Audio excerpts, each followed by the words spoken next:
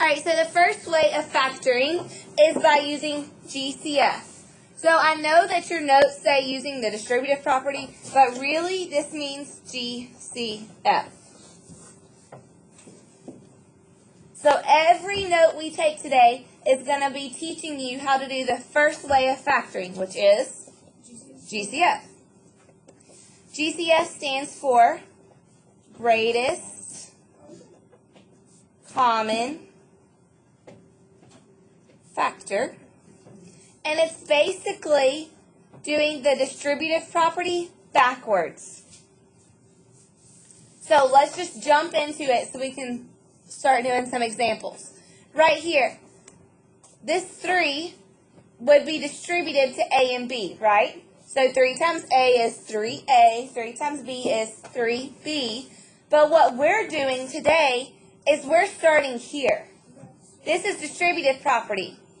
This is called factoring. I have to figure out what I can take out of both of these numbers. Okay? So that's what we're going to start doing. Let's just start with number 1. What I want you to do is I want you to write 15 and 25 right here. We have to find the greatest common factor of 15 and 25. So let's just start listing the factors of 15. A factor is two whole numbers that you multiply together to get 15. 1, 3, 5, 15. Very good. Because 1 times 15 is 15. And then 3 times 5 is 15. Very good. Now let's list the factors of 25. 1 times 1 and 25. And then what? 5. But I like to write 5 twice because I like to see them like this times this is 25. 5 times 5 is 25. It doesn't mess anything up. It just tells you twice that 5 is a factor. So, GCF is the greatest number that they have in common. So do they both have 25 in common? Do they both have 15? Do they both have 5? Yes. So our GCF, our greatest common factor, is 5. Which means I can factor out a 5. I'm factoring things out. Now, beside 15, how many x's are there? 1. And how many x's are here? 2. So if I were to write x's beside these, this would have 1 and this would have 2. Well, what's the greatest number of x's I can take out? 2. This one has 1 and this one has 2. If I take out 2, then 15 goes into debt, right? No. 15 goes into debt. If I take out 1 and 1, then we're still good. So 1x is the greatest common factor of x's. So you can only take out the least number it has. This has 1, this has 2, so I can take out 1. So I take out 1x. Not yet. Now, we're done factoring things out. Now we have to put what's left. So open your parentheses. Now work backwards from distribution.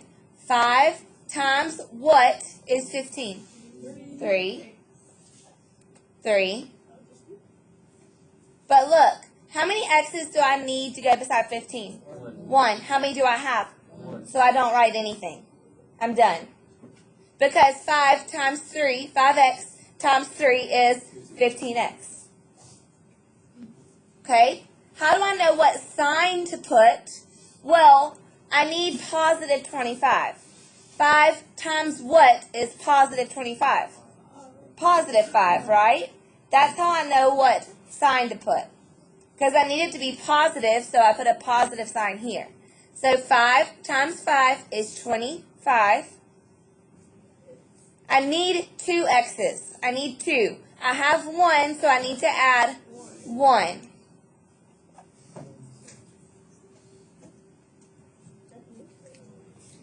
How many of you like to check yourself? You like to double check. You want to make sure you know you're doing it right. This is how you check yourself. So this is how to check. Guess what we're going to do? You're going to distribute. Distribute. 5x times 3 is 15x. 5x times 5x is 25x squared. If this is the same as that, you did the right thing.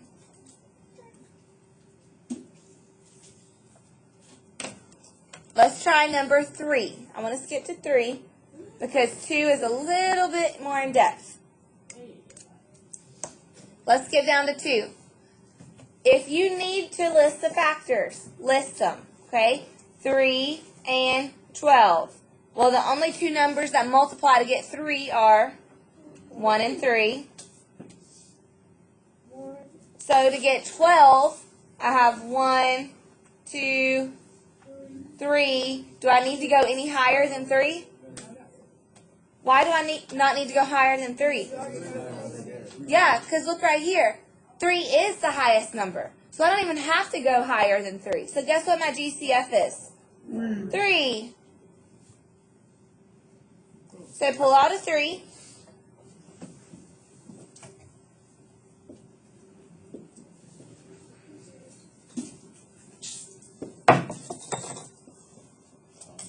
All right, class.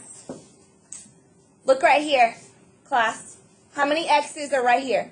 2. How many x's are right here? 5. Again, pay attention. Let's do it again. You have to be so careful with your details. How many x's? How many x's? 1. So the least number I can pull out is 1. Because I have 2 and 1. I don't want this one to go into debt. If I pull out 2 right here, 12 is going to be in debt, right? Don't want it. So I have 2 and I have 1, so I can only factor out 1x. All right, Presley, I have 1y and 2y. What's the least number I can factor out? 1. Now we got to work backwards and distribute. 3 times what is 3? 1. Do I have to write it? Can I if I want to? Yes. Okay, so if you want to write it, that's fine. If you don't, that's fine.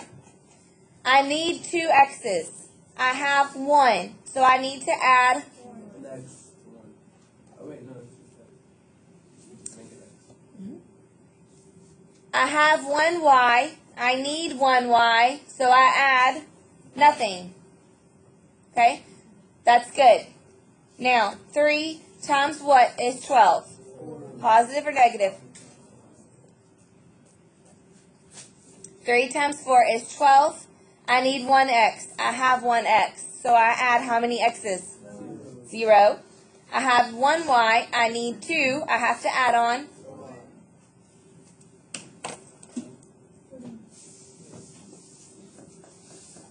Let's check ourselves. I like to check. 3 times 1 is 3. X times x is x squared. Add your y. 3 times 4 is 12. 1x, 2 y's. Is that the same thing? Yes. All right, number 2. I would highly recommend you write out your greatest common factors here. Because we have 12, 24, and 30. Let's start listing the factors of 12. Ready? 1, 2, 3, 4, 6, 12. Because 1 times 12 is 12, 2 times 6 is 12, 3 times 4 is 12. All right, 24. 1, 2, 3, 4, 6, 8, 12. I don't have to, yeah, 24 is the last one, but I don't even need to go further because this one doesn't have 24. Okay? Oh, wait, no. Okay. 30. 1, 2, 3, 5, 6, 10, 15. All right, so do they all have 12? Nope. Do they all have 15? 10? 8? 6? Yes. Woohoo! That's scary. Very nice. So our greatest common factor is, 6. so I am factoring out a 6 from all three of these. So I'm going to write 6.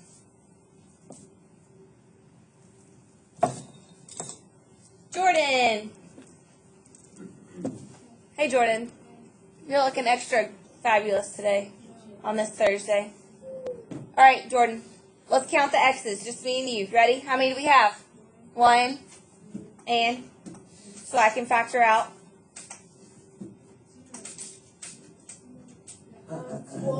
Let's do it again. Jordan.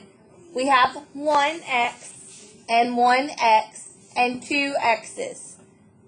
So how many can I take out of all of them without going into debt? 1. Okay. Christopher.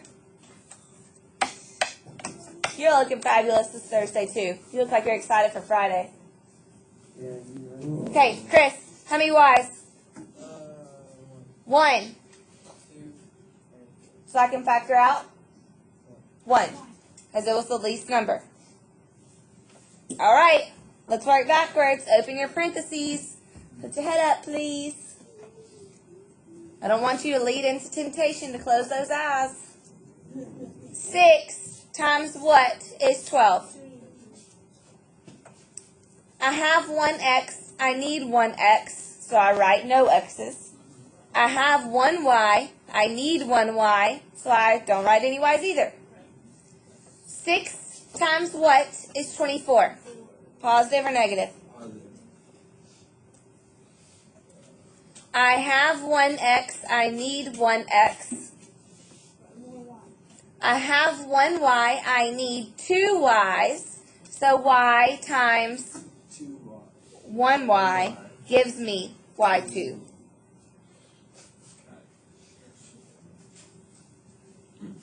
Six times what is negative 30? Good. Negative 5, because I need it to be a 30. Negative 30. So 6 times negative 5 is negative 30. I have 1x. I need 2. So I add 1. I have 1y. I need 4. So I have to put y to the third. Close your parentheses. Let's check. We have to check. You don't have to. 6 times 2 is 12xy. 6 times negative 5 is negative 32. Oh, I skipped something. I got ahead of myself. 12xy, I skipped the 4. 6 times 4 is plus 24xy squared. I know you can't really see that, but it's there. See it? Xy squared. And then negative 30x squared y to the fourth. All right. I want you to try 4 on your own.